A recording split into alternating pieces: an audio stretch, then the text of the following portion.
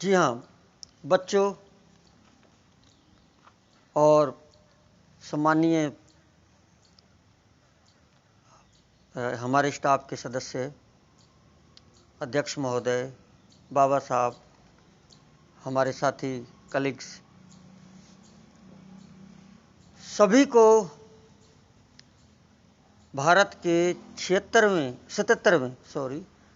77वें स्वतंत्रता दिवस के उपलक्ष्य में सभी को हार्दिक बधाई और शुभकामनाएं हों। उम्र हो गई 26 जनवरी 15 अगस्त पर हम हमारे विचार कहते रहते हैं। हमारा कर्म है कहना, कोई समझे ना समझे वो उसका कर्म है। और ऐसे मौके पर एक उत्सव ही ऐसा होता है, ये दिन ही ऐसा होता है कि ऐसे मौक़ों पर जो विचार निकलते हैं वो सीधा दिल से निकलते हैं। आगे पीछे तो अपन जो भी बातें कहते रहते हैं वो तो वैसे ही हंसी मजाक में चलती रहती हैं। तो कुछ और विचार लेकर जो पहले मैं कहता रहा हूँ पिछले 20 सालों से, उससे हटके आज मेरे अंदर एक विचार चले थे जो मैं अपने सभी बच्चों के साथ और स्टाफ के सदस्यों के साथ साझा करना चाहूँगा। ऐसा नहीं कि अंग्रेज़ों ने हमें गुलाम बनाया था, इससे पहले कभी हम गुलाम नहीं बने। गुलाम हम बनते आए हैं। हम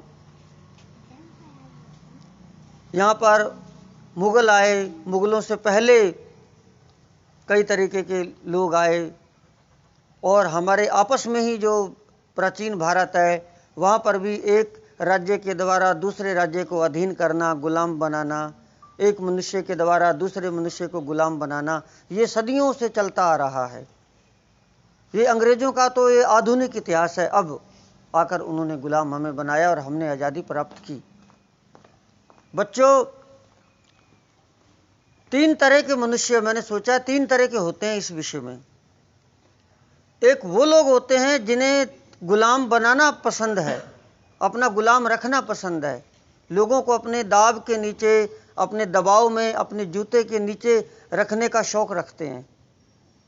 दास प्रथा पहले चलती थी, वो लोगों को दास बना के रखते थे। ऐसे प्रकार के लोग भी पाए जाते हैं जो लोगों को गुलाम बनाने का शौक रखते हैं। और ऐसे प्रकार के लोग भी पाए जाते हैं जो गुलाम बनने का शौक होता है जिनको। हाँ भाई, हम तो भाई कोई ऊपर वाला करता रहे जो कर रहा है, हमें तो खाने पीने को रोटी मिल जाए और वो सब उसकी टेंशन है, हमें कोई मतलब नहीं। तो उन्हें गुलाम बनने का बहुत शौक होता है। नहीं, मेरे बस की नहीं है, आप ही कर लो जो कुछ करना है। तो ये 2 तरह के लोग हो गए। इनकी तादाद बहुत ज़्यादा है। अगर हम देखा जाए, अगर हम थोड़ा सा परसेंटेज पर चले जाएं तो आप ये समझिए कि 49% लोग ऐसे हैं, 59, जो गुलाम बनाना पसंद करते हैं। इसकी स्टार्टिंग हमारे परिवारों से हो जाती है। हमें हमारे घर में ही आज़ादी नहीं है, हमें घर में ही बोलने की स्वतंत्रता नहीं है। घर से आगे हमारे गांव में आप चले जाओ, गांव में ही कोई हमें जो बड़े होते हैं, पंच सरपंच होते हैं, जो बड़े मुखिया बड़े होते हैं, हमें वो हमारी बात पंचायत में कहने ही नहीं देते हैं। तो 49% जो लोग हैं ऐसे होते हैं जो आपको गुलाम रखते हैं। और 49% लोग ऐसे होते हैं जिनको गुलाम रहने का शौक होता है। मुझे क्या मतलब, बस उन्हें तो हुक्का पानी मिल जाए, खाने पीने को मिल जाए और बस अपना पड़े रहें और वो गुलाम उसी में रहते हैं मस्त। उन्हें कोई मतलब नहीं क्या हो रहा है क्या नहीं हो रहा। बाकी जो 2% लोग बचे, वो 2% लोग क्रांतिकारी होते हैं। वो ना तो वो गुलाम बनना पसंद करते हैं और ना ही वो बनाना पसंद करते हैं। वो ये जो अपने 98% हो गया, इससे अलग होते हैं। वो ये चाहते हैं कि कोई किसी को गुलाम बनाएगा नहीं और कोई गुलाम रहेगा नहीं, और हम आवाज़ उठाएंगे और हम आज़ादी दिलाएंगे। ये जो 2% लोग थे जिनका ये नाम लिया आपने, जो नारे लगे, ये वही लोग थे। पंडित जवाहरलाल नेहरू, महात्मा गांधी जी, चंद्रशेखर आज़ाद, भगत सिंह आज़ाद, राजगुरु सुखदेव, लाल बाल पाल, खुदीराम बोस, ये वही लोग थे। मंगल पांडे, नाना फडणवीस, झांसी की रानी लक्ष्मीबाई, तात्या टोपे, तो ये सारे, टीपू सुल्तान, ये सारे वही लोग थे। तो ऐसे लोगों की तादाद कम पाई जाती है, लेकिन ये भी सत्य है ऐसे लोग लाखों पर भारी पड़ते हैं। तो चलो वो तो इतिहास हो गया, अंग्रेज़ों का दौर आया, उन्होंने हमें गुलाम बनाया, हम आज़ाद हो गए। लेकिन अब फिर एक दौर है, अब भी अब गुलाम हैं। नेल्सन मंडेला का 10वीं में लेसन है, 10वीं क्लास के बच्चे बैठे हो तो सुन लें, सेकंड लेसन। नेल्सन मंडेला उसमें जो साउथ अफ्रीका में जो गुलाम रहे, वो ये कहते हैं कि वैसे तो मैं आज़ाद ही था, बचपन में जिस नदी में मैं तैरूं मैं तैर सकता था, जहाँ खेलूं मैं खेल सकता था, खेतों में घूमूं मैं घूम सकता था, तो मैं आज़ाद था। लेकिन ये आज़ादी कोई आज़ादी नहीं थी। ऐसे तो अब हम सभी आज़ाद ही हैं, पर ये आज़ादी कोई आज़ादी नहीं है जिसमें किसी ने कहा है चुप तो चुप होना पड़ जाए। बस हम उनकी दाब में रह रहे हैं, बस रोटी पानी खा रहे हैं, हुक्का पानी मिल रहा है, बस ना हमें कुछ कहने की स्वतंत्रता है, ना हमारे पास अभिव्यक्ति की स्वतंत्रता है, हम बस जैसे वो चाह रहा है वैसे ही करते जा रहे हैं। तो नेल्सन मंडेला कहते हैं ऐसी गुलामी मैंने देखी, मेरे साथ भी और मेरी नस्ल के साथ भी देखी। फिर मैंने आवाज़ उठाई, नेल्सन मंडेला ने आवाज़ उठाई। 30 साल तक वो जेल के अंदर रहे बच्चों, 30 साल तक। 30 साल बाद आज़ाद हुए वो, वही वो वहाँ के राष्ट्रपति बने। ठीक उसी प्रकार से बच्चों मैं ये कहना चाहूँगा कि गुलाम आज भी हैं हम।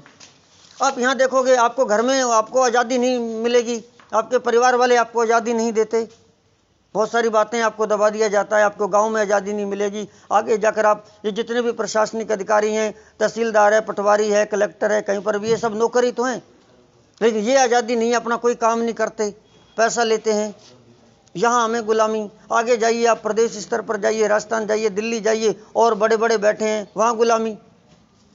अपनी आज़ादी खत्म हो चुकी है। उदाहरण के लिए अभी यहाँ कोई इधर कोई झगड़ा हुआ था, इधर नूह साइड में, तो वहाँ वो बुलडोजर चला था, और बुलडोजर तो वो गिरा रहे थे, मकान गिरा रहे थे, सभी के गिरा रहे थे। तो हाई कोर्ट ने, चंडीगढ़ हाई कोर्ट ने आदेश दे दिया कि इस बुलडोजर को रोक दिया जाए, मत गिराओ किसी का भी मकान, जो होगा कोर्ट में फैसला होता फिरेगा। तो वो क्या किया, वो जिस जज ने इस चीज़ को रोका था उस जज का ही ट्रांसफ़र कर दिया, उस जज को ही हटा दिया वहाँ से। तो आज़ादी कहाँ रही? पहले तो ट्रांसफ़र नहीं हुआ, अब उसका ट्रांसफ़र कर दिया। तो ये आज़ादी आज भी भारत में पाई जाती है, चाहे वो किसी की भी सरकार रही हो। इससे कोई मतलब नहीं है कि आज ये है कल वो था। तो ये हमें स्वतंत्रता नहीं है, आपके अंदर जो स्वतंत्रता की मशाल है ये कायम रखनी है। जो 2% लोग हैं उन्हें बुराइयां सहनी पड़ेंगी कि आप गलत कर रहे हो, आप मरोगे, ये है वो है, लेकिन उनका नेचर होता है। जैसे उन 49% का स्वभाव है, 49% का स्वभाव है, ऐसे ही इन 2% लोगों का स्वभाव है। जो कहते हैं पतंगे होते हैं, वो पतंगे तो क्षमा पर जाके और वो वहाँ शहीद होते ही होते हैं। तो ऐसे 2% लोग, हमारे जैसे लोग जो हैं, मैं तो कहता हूँ संगठित हो, एकता करो और एक रहो, और हमें ये सारी गुलामियों को मिटाना है।